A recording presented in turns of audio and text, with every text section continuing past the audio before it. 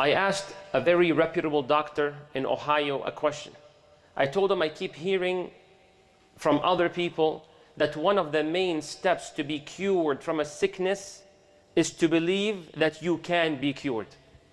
So I said, is this just some nice words put together, or is it truly proven scientifically, psychologically, that the patient needs to believe they can become better for them to actually become better?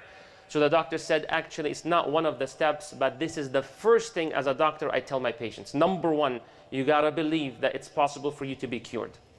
Why am I sharing this with you? Because in Islam, Allah subhanahu wa ta'ala commanded you and I that we have to improve and change and become better people.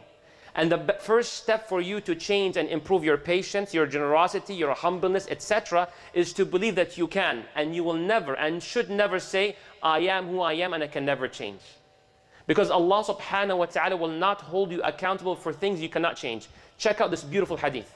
Rasulullah sallallahu alayhi wa sallam says, Inna Allah la yanzuru ila suwarikum wa amwalikum. Allah does not look at your physical features.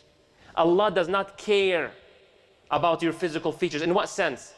It's not those who are 6'3" that only go to Jannah. I know it sounds simple, but no, Allah doesn't care about that, because that's something you cannot change. وَلَكِنَّ اللَّهَ يَنظُرُ إِلَىٰ قُلُوبِكُمْ وَأَعْمَالِكُمْ. But Allah looks at your hearts and your actions, because that's what you can change and have some sort of control over. Allahu Akbar. But let's be very frank with one another. One of the biggest disasters of our time is the focus and attention is being paid on that which Allah does not care of. Physical features, the filters, the photos, etc. 1, 2, and 3. But the things that matter the most of action and behavior, we need to emphasize more and more on it.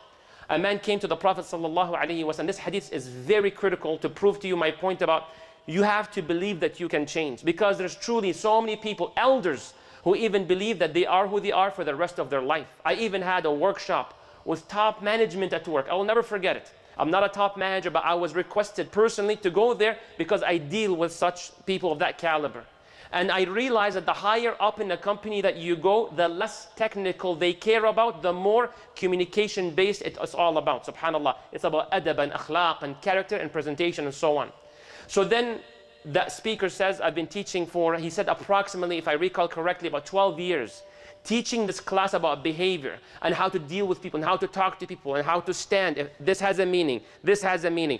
Speak 30%, listen 70%, all these statistics. Until one big shot at the company, she asked the instructor a question or more of a statement. She said, you're telling me what to say and how to say it, and the attitude changes. She said, I've been working for decades. And I don't see myself changing. I am who I am. Like, I don't see it possible for me to become a different person after I pass 54 years old. Khalas, and it's very difficult. So then this man, what's shocking a little bit, the instructor told her that's a good question. Then he said, you know what, I don't have an answer to it now. Let me think. So during the break, I went to that instructor. I said, thank you so much for delivering this class. And I told him, you received a question from one of the respected ladies about saying, I am who I am and I cannot change. So she does not see how this class can ever change anyone, especially herself. He said, yeah, I need to think of an answer. So I told him, I think the answer might be clear. So I proposed him an answer. I said to him, you've been teaching this for 12 years. You must have seen people changing. You had to see people changing. I said, you know what, okay, forget you seeing people changing. If people did not change, we would have not hired you as a company and contracted with you to teach us. Because results show that no one is changing. Why spend the money? So he said, you know what, that's a really good point. So then break ended, he comes to the session, it's resumed. So he says, where's that person who asked me the question, I am who I am and I cannot change and so on. So he said to her, I've been teaching for 12 years. Do you think I have not seen people changing? Do you think I would have continued to get hired if people did not actually change? SubhanAllah. He didn't give me credit, but no problem. May Allah reward us all. Ya Rabbil Alameen. But the point being here, Rasulullah sallallahu alayhi wa sallam sees a Sahabi, amazing Sahabi. A group of Sahaba, they came and they were like so crowded to go handshake to the Prophet, give him a handshake. So Al-Mundhir radiallahu anhu, he said, you know what, it's a bit chaotic, so let me just pause, put my stuff down, take care of my things. You know, once the crowd settles, I will go, give bay'ah, salam to the Nabi sallallahu alayhi wa sallam. Then the Prophet sallallahu alayhi wa sallam, when he noticed that, he spoke to him. He told him, Inna fika khallatayni, you have two akhlaq, two characters, yuhibbuhumullah wa rasulah. Allahu Akbar. You have two traits, Allah and His Prophet they love. May Allah grant it to you and I. He said, Ya Rasulullah, what are they? He said, Al-hilmu wal-anah. Your patience and your deliberation. Phenomenal. You have elite level status with that. I don't know why, but the Sahabi followed up with an amazing question. He said, Ya Rasulullah, was I created with these two akhlaq, or did I nurture them throughout my life? Very interesting question.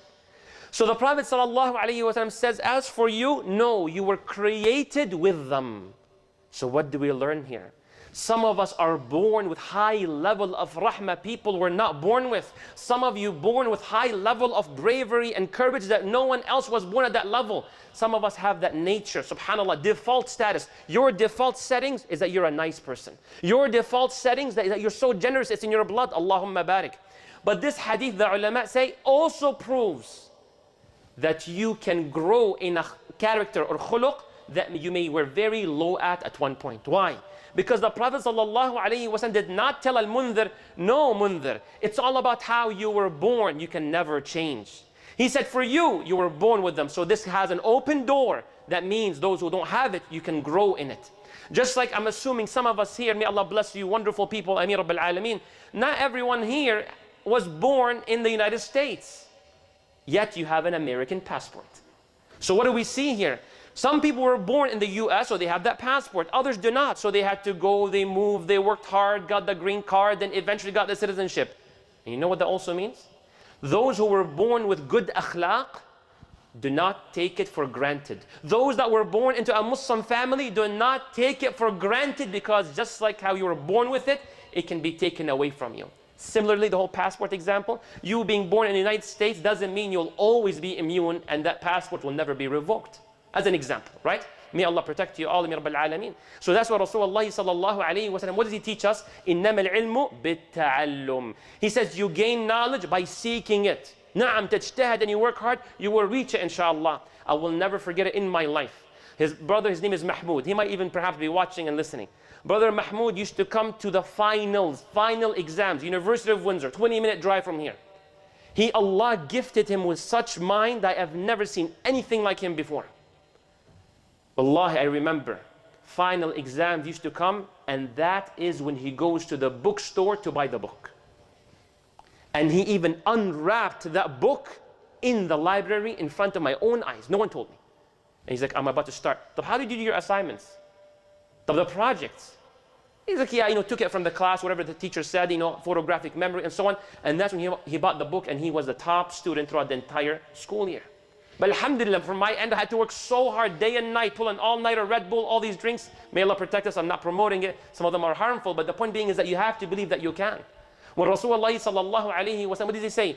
وَإِنَّمَا إِيش الصَّبْرُ, patience is when you practice patience. That's how you gain it. So you have to believe you can change. And please don't be against change, because Allah will hold you accountable. I remember one time, one of the sisters, many years ago, when I was my early 20s, I proposed to, she rejected me, alhamdulillah. Wallahi, with Allah's ni'mah.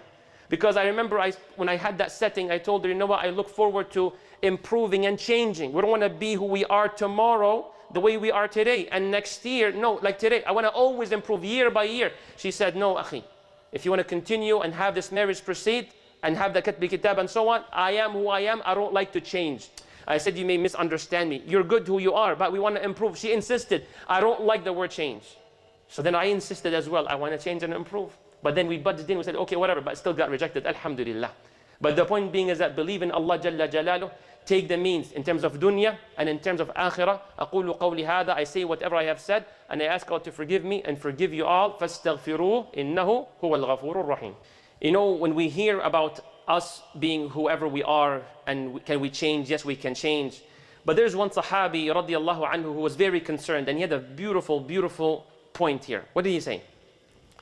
He says to the Prophet sallallahu alaihi wasallam, so a man came to the Prophet sallallahu alaihi wasallam and asked him a question. He said, Ya Rasulullah, mata as-sa'a? When is the day of judgment? So the Prophet sallallahu alaihi wasallam asked him, what have you prepared for it? So he says, La shay'. I haven't prepared much for it. Illa anni uhibbu Allah wa rasulahu sallallahu alaihi wasallam. The best preparation I have is my heart is full of love, wa hub, towards Allah and His Prophet Muhammad alayhi salatu wassalam.